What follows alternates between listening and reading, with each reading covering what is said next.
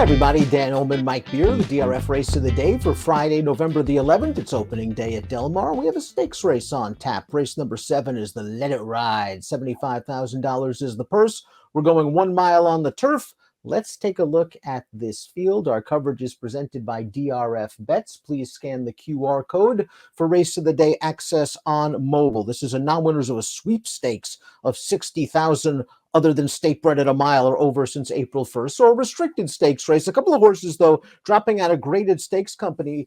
Mike, the two Handy Dandy had a little bit of a trip last time out in the Twilight Derby.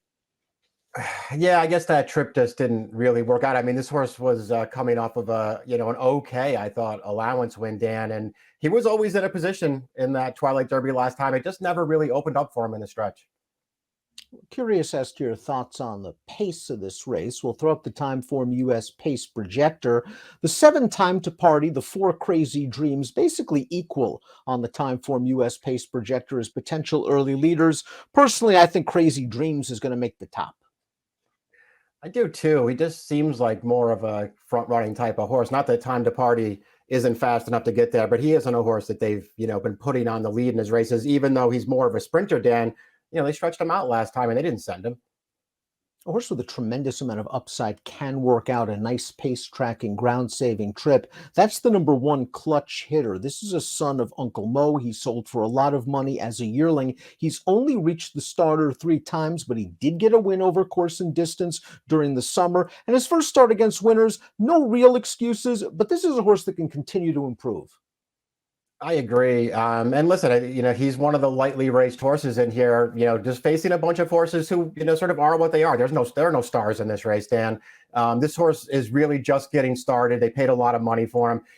If nothing else, in his most recent start, I'm not going to sit here and suggest that he ran great, but he was stuck a good 3-4 wide around the track in there. You never could get over to save any ground. I thought his maiden win was fine first time. He got a great trip in there, but he ran. He should be able to save ground this time around after breaking from the rail under Victor Espinoza. Handy Dandy is a 3-time winner, but he's won twice at Del Mar per potential horse for course. In the Twilight Derby, the trip worked out until it didn't. He was sort of saving ground in the pocket. He was in behind horses turning into the stretch. He had to check a little bit. And then at the very end, he was running on. I'm not sure if he wins with a clean trip, but he probably is closer. Yeah, that's how I looked at it too. I mean, I didn't want to get, all excited about his Twilight Derby because at the end of the day, I thought it was pretty hard to tell what he was going to do if he did get fully clear. And it's not like he was totally stopped in there, Dan. He was sort of racing on. He just didn't really seem like he ever got a lane. I don't know. I thought he ran fine in that race. His other races make him a contender in here for sure, but they don't make me love him. Multiple stakes placed in his career, and he does have buyers that are very competitive with these since Peter Miller has taken over the training yet again. Buyers between 84, 86. You know what you're going to get with Handy Dandy. Law Abiding is up next. This is a bit of an ask because not only is this horse stepping out of the maiden ranks for the first time, he's also stretching out around 2 turns. Let's watch his maiden win sprinting on the lawn, going 6.5, not down the hill. This is the straightaway 6.5. Trip worked out for him down towards the inside. Rail open up, shoots on through. He's moving the right way. It's a big step up in class. Yeah, I just thought he was a little bit difficult to build a case for. Very game to get the job done here. It feels like the trip might have had a lot to do with it, though, Dan. And he prevails at the end. He's been around 2 turns 3 different times in his life, Dan, and I don't think any one of those performances are going to win this race. Shipping down from Northern California for the first time is the number 4 Crazy Dreams. We expect him to be part of the pace, if not outright on the lead. That was the case last time out, going this distance over the Topeka surface at Golden Gate Fields. Let's watch Crazy Dreams win for the 3rd time in his career. He went to the lead. He backed down the fractions. He sprinted on home. It was a likable victory. It is a victory that he's going to have to improve upon if he's going to handle these tougher horses on a different surface. Yeah, exactly. Does what he has to do here with all the best of it, though, as far as the trips go.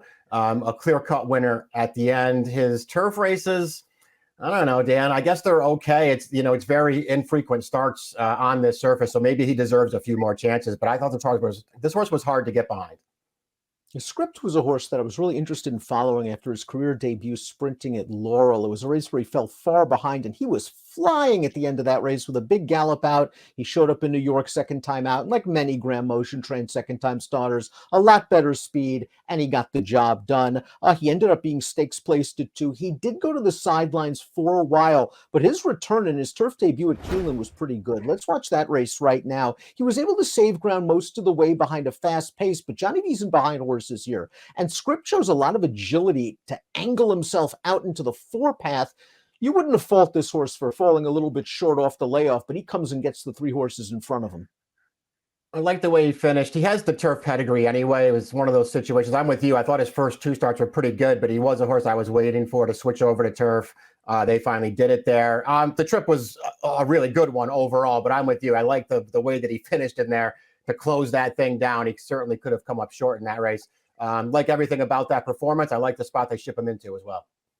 We have seen these East Coast horses make hay when shipping out for stakes races on the West Coast. Script beat a couple of horses that came back to earn 81 buyers in their very next start. St. Anthony to me is very interesting, Mike. For trainer Neil Drysdale, he's wheeling back on less than 3 weeks rest, shipping cross country, getting blinkers for Neil Drysdale. I just don't think the trip or the pace really worked out for him in the Hill Prince. He was sort of in and among, in behind horses from about the 5/16 pole to the 8th pole, and he was running on a little bit at the end. I won't disagree with that. Ultimately, I just kind of feel like that kind of a race is probably a little too tough for St. Anthony anyway. He shows up in some of those better graded stakes races for the 3-year-olds. He runs fine. He just seems like he's not quite good enough. There are a couple of races on his card, Dan, and I still go back to that Alcatraz that he won at the end of May.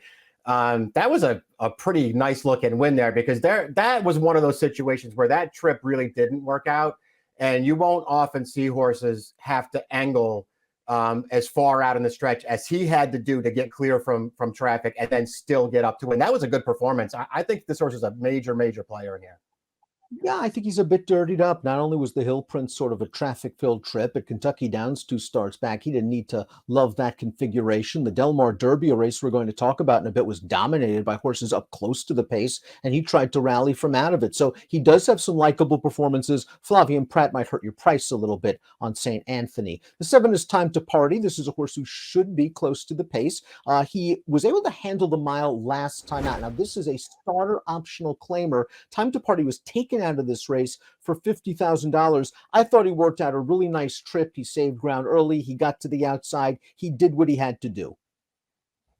I agree. The trip was a good one, but yeah, I think if nothing else, you have to appreciate the way that he finishes things off here, Dan, because this is the first time they stretched this horse out, and it's the 10th career start, so they really only concentrated on sprints with this horse. And when they finally stretched him out, the way he finished, it kind of made it seem like they didn't have to worry about the added distance. We'll see. This is a tougher race.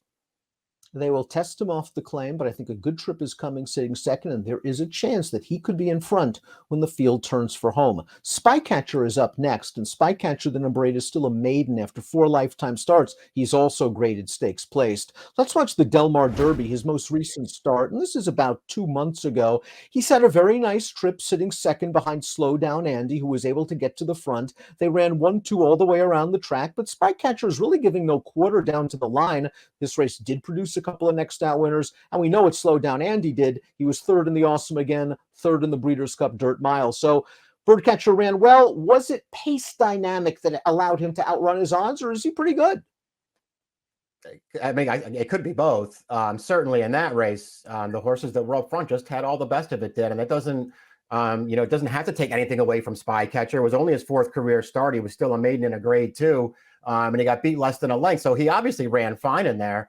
But he also had all the best of it, and I feel like that running line is just going to, attract a lot of attention to this horse here, who was a giant price last time and will be a shorter price this time.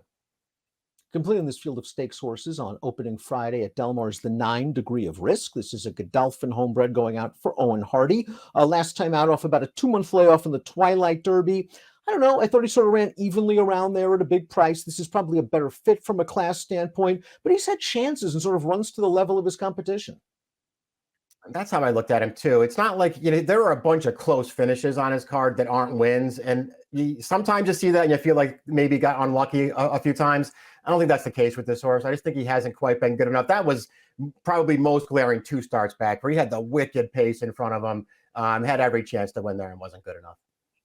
Before we get to our top selections for the Let It Ride, please click the subscribe button on the Daily Racing Form YouTube channel for all the latest DRF video franchises. Top bit time for the Let It Ride. We agree in here. We're going with the Motion Train Runner script. Very likable turf debut. I think they found a good spot for him.